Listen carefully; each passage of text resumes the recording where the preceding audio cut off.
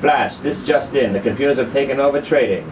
Humans have no hope whatsoever except to vote for Ron Paul for president. Ron Paul for president. I say again, Ron Paul for president. I'm going to put a link at the end of the video today, people, and I want you to watch this little clip from the Jon Stewart Show, whether or not you're a fan of Ron Paul or not, just to show you how the media sabotages anybody that probably would be really beneficial to have some more power in this country. Maybe they shouldn't be shunning Ron Paul and sabotaging his career so much when he actually has more of the proper things to say. They treat him like a kook, they treat him like a nut, they treat him like, you know, he shouldn't even be talked about. So I'll give you this link at the end of the video. I want you to watch it and, you know, tell me if you think this is fair. And I think instead of me running for president in 2012, I'm just going to go full-blown Ron Paul. And I know this is going to spark another controversy, and I don't know what I'm talking about, and everybody, you Ron Paul haters, are going to talk about how he probably is a kook and all that. And I really want to fully understand, again, I'm not a political savvy type of guy. I know what I like, and I know how I would improve the country. But as far as the Tea Party and Ron Paul, and Jon Stewart will talk about this briefly, but my understanding of the Tea Party was the less government in government kind of thing, and that's precisely what Ron Paul was representing. So he's kind of like the Jesus Christ of that party, yet now they shun him also. So I'd like to some back and forth to try to explain that to me. Again, I ask you, my friends out there, explain this to me, because I want to become more educated on my quest. Because if this stock trading thing doesn't work out for me, I really have no other choice. It's either trading, stand-up comedy, or politics. Because if you think about it, stand-up comedy and politics are pretty much hand in hand, except that the politicians try to pretend that they're smart. The stand-up comics, we already know that we're borderline retard, degenerates, drug addicts, addicted to most things. The politicians try to keep that a secret. So everyone's going to know all about me, so when I start to run, there won't be anything left for them to discover. When they want to try to find some dirt on me, there's nothing left to find. I've done it all, and I've told everybody about it already.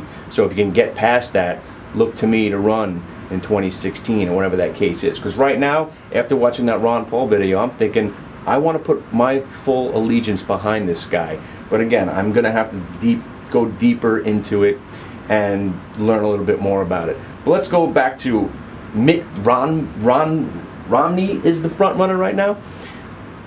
As a Jew, this also bothers me, because I know we're not supposed to think of it as a religious thing, but obviously there's a reason that there haven't been any Jews in the White House.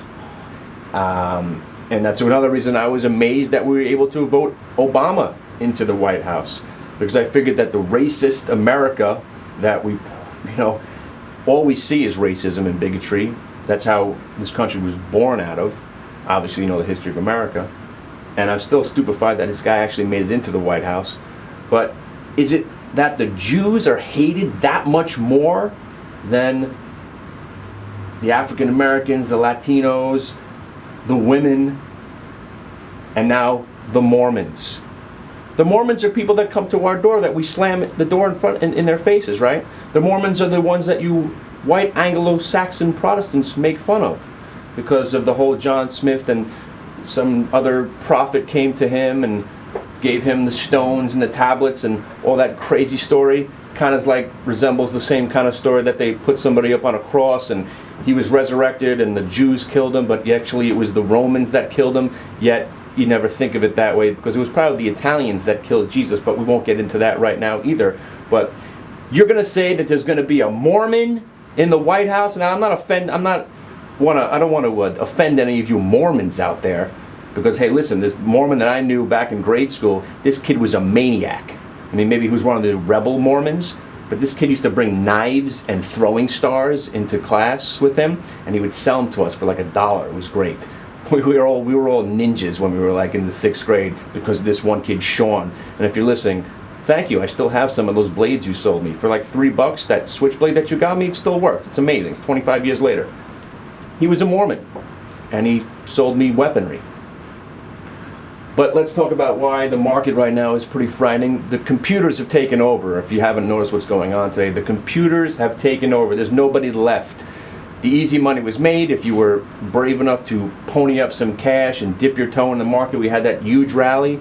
Then we've had that pause yesterday, and today nobody knows what to do. So we're hitting highs, and the next thing you know, we're hitting lows. We're hitting highs. We're hitting lows. We're hitting highs. We're hitting lows. Nobody knows what's to go. Nobody knows what to do. But the Baidu indicator once again is trumped off. You don't know what the Baidu indicator is.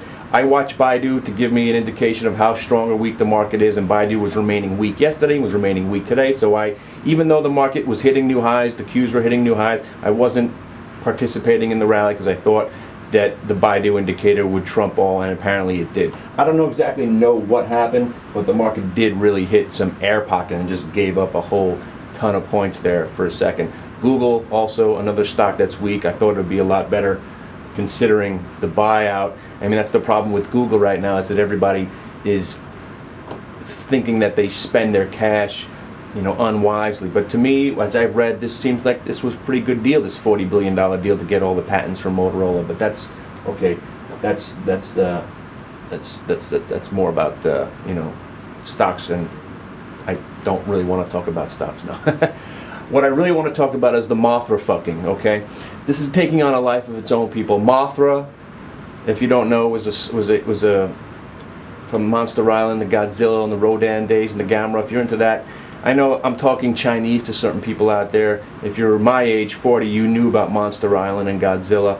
So we're going to start doing some more Mothra videos, and if you want to call somebody a motherfucker from now on, please, let's try to get Mothrafecking out there, okay? We're going to do some more videos, and we're not going to let this one die.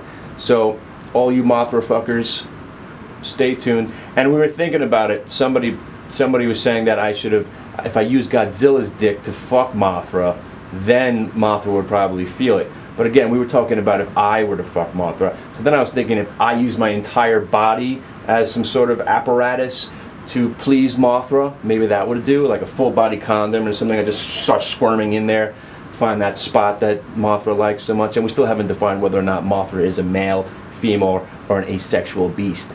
So that was one debate. And we were also having a debate about freestyle music this morning. Freestyle music is a music genre that apparently was only born out of Brooklyn Italians driving through the streets with their Camaros and IROC.